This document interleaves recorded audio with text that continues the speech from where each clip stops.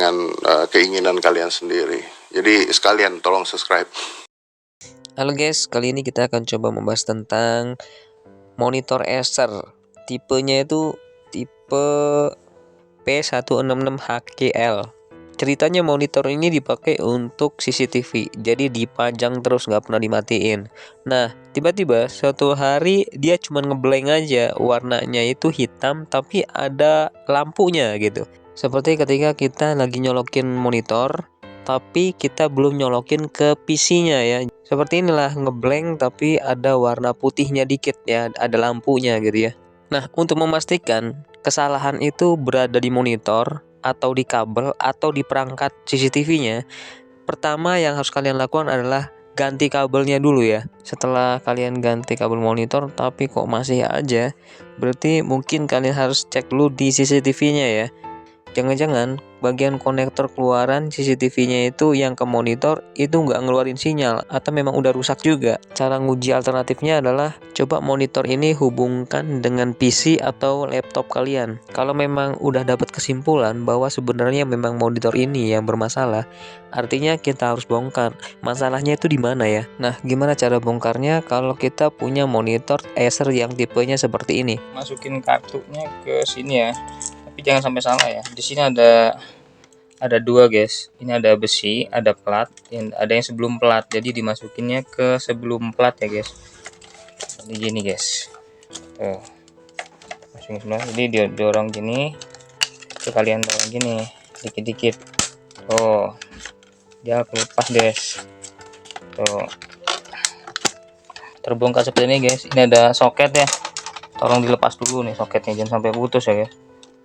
Jadi ya, di bagian belakang ini ada soket dan harus tahu cara ngelepas soketnya dan sampai ini putus guys. Nah, kita congkel bagian ujungnya supaya dia ngangkat guys, bagian sini, lalu kita tarik guys, toh ya. Nah, terlepaslah ini. Di sini itu kita bisa lihat seperti ini mesinnya ya, ternyata di dalamnya seperti ini ya. Jadi untuk ini nggak ada kaitan, tapi hati-hati guys ketika kita bongkar, kalian harus memperhatikan, takut ada kabel-kabel yang nempel jadi malah putus ya. Dan ini ditutup pakai isolasi lagi. Ini sebagai ground nih kayaknya. Sebagai groundnya sekalian. Kita coba ngelepas ya, karena di dalamnya ini ada mesin ya guys. Dan ya itu guys, kita lepas seperti ini. Nah ini guys, jadi di sini ada kabel-kabel kayak gini ya. Ini harus hati-hati guys, jangan sampai kalian memutuskan ini gitu, karena mesinnya itu di sini. Dan kita tahu ya bahwa di sini ada dua colokan ya. Ini colokan untuk power, nah ini untuk colokan untuk sinyal apa namanya, monitor atau sinyal TV-nya ya. Nah ini kalau misalkan dia ada trouble, bisa jadi di sininya ini sinyalnya.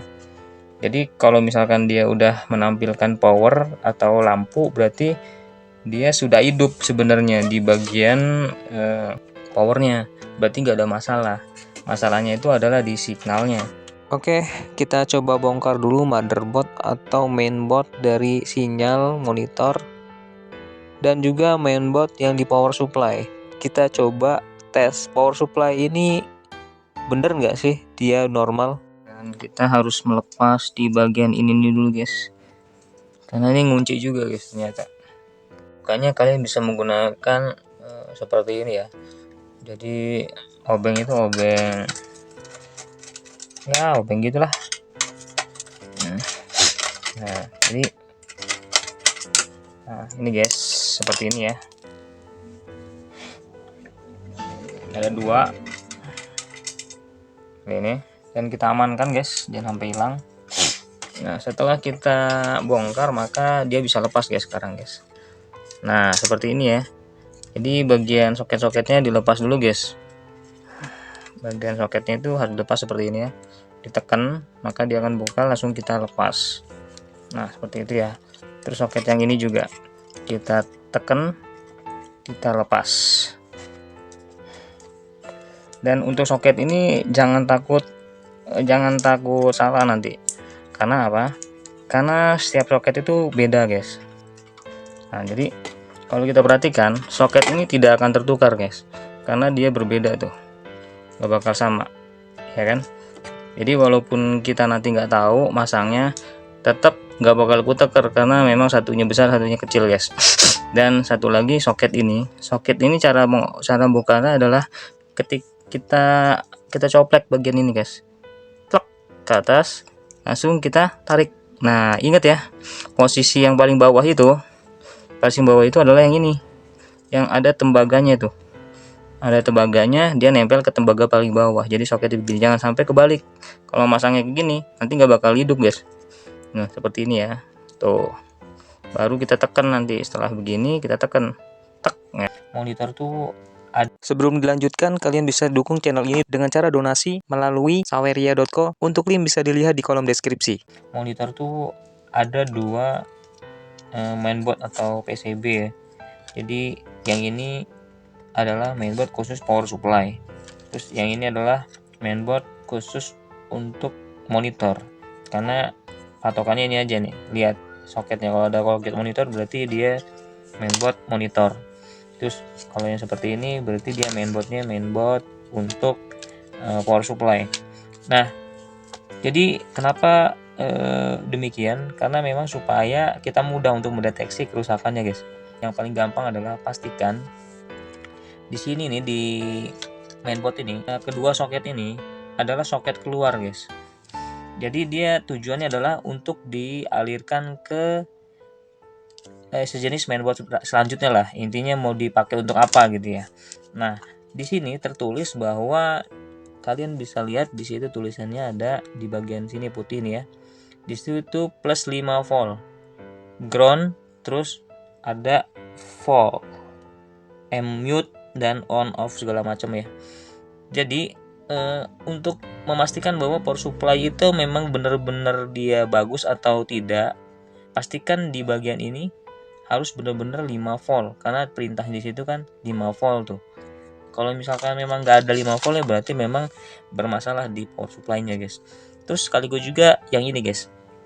Nah ini ya, kalian bisa lihat di situ ada ground, ada di sini 14 volt plus 14,5 volt ya.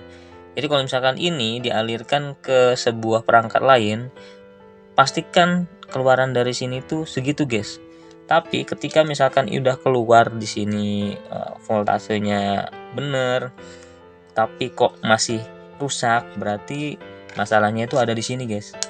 Masalahnya ada di mainboard monitor. Jadi ketika dicolokin ya, kalian jangan coba-coba untuk megang ini karena ini nyetrum guys. Terus posisikan di 50 ya, 50 volt atau 10 volt lah. Saya coba ngetes dulu DC voltnya di 50 untuk ngecek di di voltase 5 voltnya ya, apakah ada voltase 5 voltnya ya. Jangan salah ya, yang kabel plus ke plus dan kabel min ke minus ya.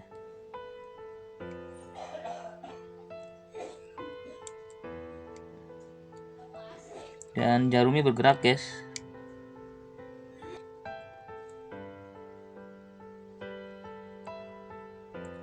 Oke guys, ada voltase 5 voltnya. Sekarang saya coba untuk ngecek yang sebelah sana ya. Saya balik dulu supaya enak. Oke guys, sekarang kita coba untuk ngetes voltase yang 14,5 ya. Apakah jarumnya berjalan atau tidak? Saya coba untuk tes ini ke ground dan ke voltase 14. Jarumnya berjalan ya guys, menunjukkan ya posisi di situ. Jadi kesimpulannya bahwa power supply ini tidak ada masalah ya guys. Jadi karena sudah keluar voltasenya yang 5 volt sama 14,5 voltnya ya. Nah, kalian kalau kalian mau lepas ini jangan sampai dipegang ya. Ini jangan saya pegang guys, ntar nyetrum guys. Jadi caranya itu biasanya begini guys. Kalau saya itu cara netralinnya sebelum dipegang, ini ada elko. Elko ini harus di keluar api guys. Nah, itu untuk netralin karena nyimpen listrik guys. Jangan sampai kalian kesetrum. Ini paling gede nih elko ini. Nah, ini juga nih, coba tuh keluar api kan. Jangan sampai kesetrum guys kalian guys. Nah, untuk membuat monitor ini kita periksa di bagian kayak sekring dan lain-lain ya. Misalkan ada ciri-cirinya kalau misalkan gosong atau apa gitu ya. Terus ada sekring yang putus, biasanya ketika misalkan masuk power supply ke sini, power supply di sini nih biasanya larinya ke sekring. Nah, periksa di bagian sekringnya. Ini kan operan dari sini ya. Dari yang sini lewat kabel ini ya. Nanti dia masuk ke sini. Nah, masuk ke soket gini ya. Misalkan. Nah, setelah masuk sini pastikan ini lagi ya, diamankan lagi oleh mainboard ini dengan adanya sekring gitu kan. Jadi pastikan cek dulu sekringnya. Jikalau memang kalian rada rumit ya kalau misalkan meriksa seperti ini karena komponennya kecil-kecil banget ya. Ya kalian bisa beli ini aja gitu. Yang paling penting adalah pastikan ini udah benar-benar sembuh dan normal gitu kan. Jadi lebih pasti ketika kalian mengganti mainboard ini, jadi langsung hidup monitornya gitu guys. Jadi kalau misalkan udah ketahuan masalahnya itu di mainboard monitor, kalian tuh bisa beli di toko online aja.